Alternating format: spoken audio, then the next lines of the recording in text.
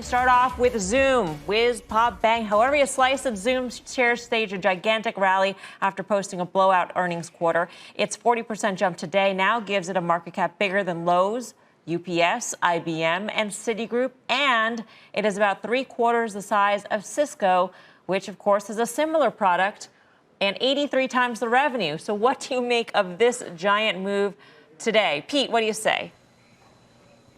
Well, it's pretty incredible, Mel. I don't know how often we've been able to see a stock that's actually jumped by 40% in a single day, but it ran into earnings. We've seen nothing but bullish paper in here for the entire year of 2020. They've been buying and expecting movement to the upside, and it's been delivering. And the interesting thing, I think, Mel, is when you look at the numbers, yes, the numbers were astounding. When you look at the revenue numbers and the earnings beat and all the rest of those things, it's incredible. But I think what stands out for me is that I look at this company and you just wonder, there's not a short squeeze going on here. Oftentimes we see stocks like this make these kind of moves, and a lot of that might be a short squeeze. As he said, people are realizing that this company is here to stay. Shorting this stock is not a smart position. Why are Zoom earnings so great in the middle of global crisis? For all of you who are not using Zoom, they are providing video telephony and online chat services through a cloud-based software platform and is used for teleconferencing, telecommuting, distance education, and social relations.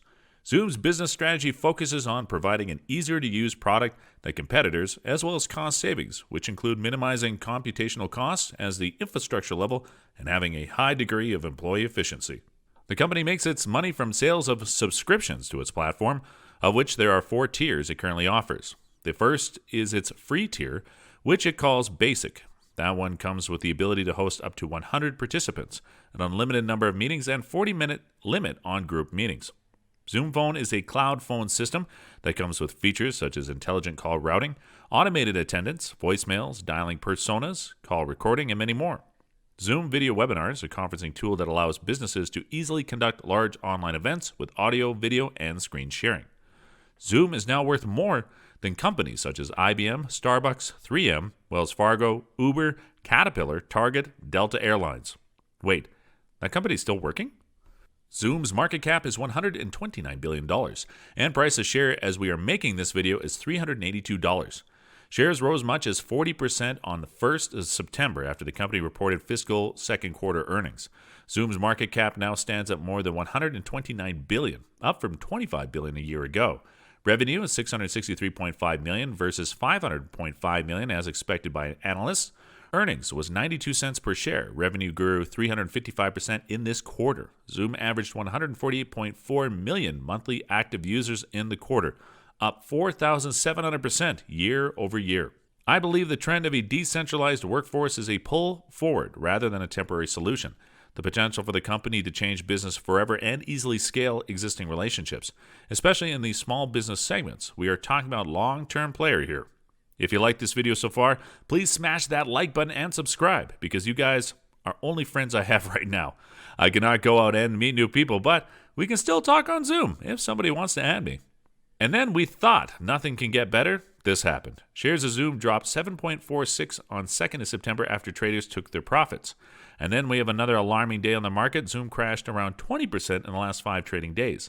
Analysts said that Zoom, Wick, and Spotify could certainly see their stock prices decline further in the coming days and weeks, particularly if we enter a recession-driven bear market. I'm not sure what bear market are they're talking about. We all know that September tends to be a weak month for stocks historically. In fact, according to LPL Financial, September has been the worst performing month for markets on average since 1950. This is amazing for new investors to jump in and buy the dip. Let's hear what Jason Calacanis, founder of Inside.com, has to say about Zoom.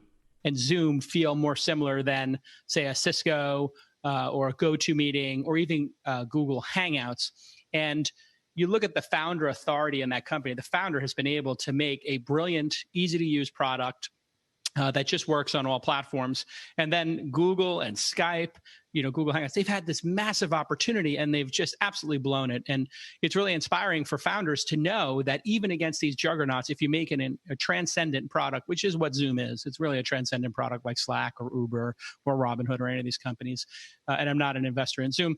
They will just take on a life of their own. And what we've seen is this quick education people have gotten in how to set up a home studio and how to do video conferencing properly during the pandemic. So this crisis has just obviously caused a massive tailwind for them. And I think the other competitors will respond.